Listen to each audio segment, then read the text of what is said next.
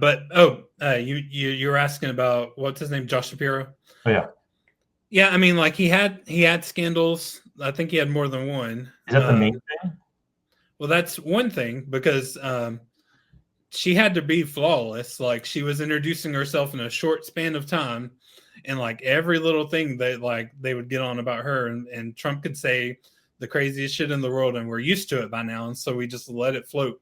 Whereas she had to really like walk the line and be like absolutely perfect, and so that was one thing. If he came in with scandals, uh, that it would have been all that you've heard about because we aren't used to it from that side. We're used to it from the other side.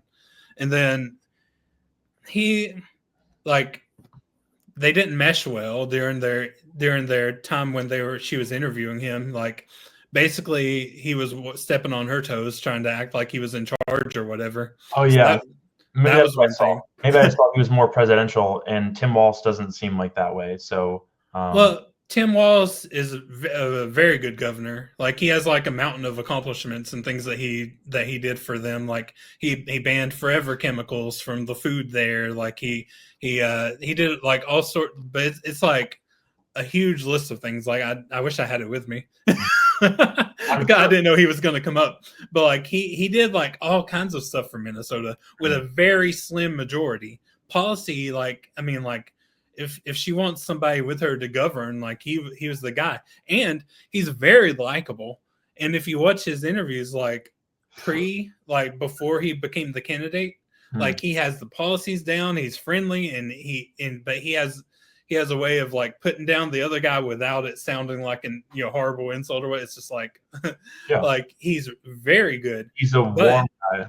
I think that they watered him down because you could tell during the debates he wasn't talking like he usually would, like or during the debate, um, and all throughout they didn't put him on the microphone very much at all. Like that was his strong suit, getting out there and talking to people. And she had Biden strategists working for her, and so things like he was saying like, oh, they're weird, and that caught on for a while. And like they were saying we're not going back, and that was catching on. People were cheering for it, and they told him not to say those things anymore. Biden strategists.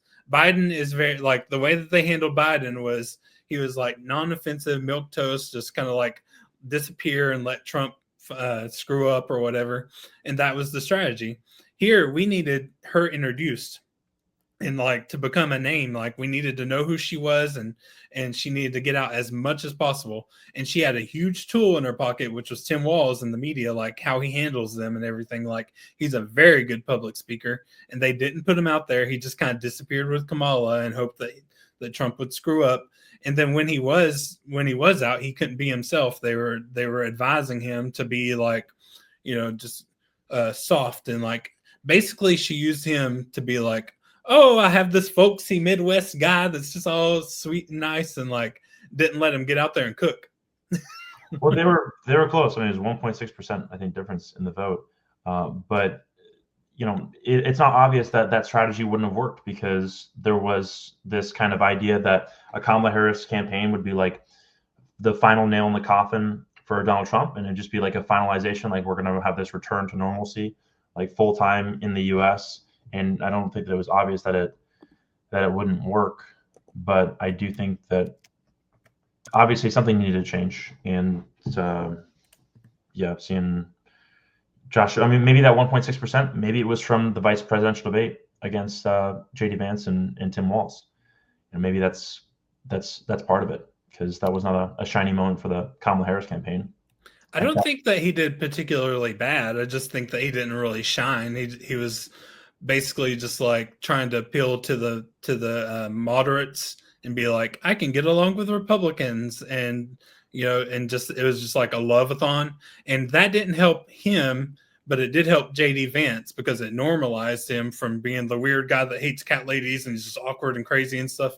Like now he's up here, and this other guy is extending validity to him. He's talking to him like, oh, you're my friend and we can all get along and all this stuff. And like, okay, well now that he's just a normal guy, and like and he didn't challenge him very much on anything except for January 6th, which the Trump voters don't care about, and we've heard ad nauseum. Like I mean, if you're going to challenge them on something, that's probably the last thing I would have challenged them on.